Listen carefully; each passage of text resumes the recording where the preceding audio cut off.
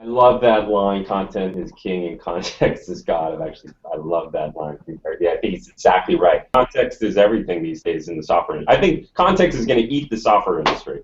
Every application we seem to be touching is being rethought and disrupted with context, whether it's Google AdWords is obviously all about context. All the social media sites. LinkedIn is about context around your resume.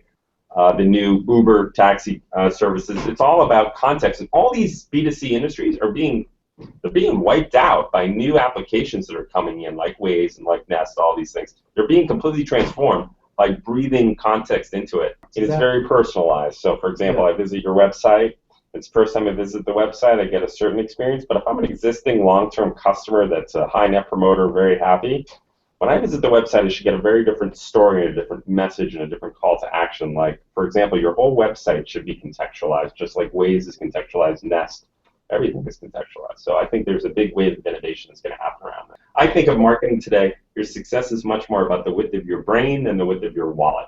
If you can create interesting content, rub some brain cells together, my gosh, you can do great things in marketing today. It's a very interesting term, context, because what the heck does context really mean? And we're having a heck of a time describing it over the years. And so that's why I came up with my Cape Cod story to describe Waze and my radio and Netflix to describe what the heck context really means.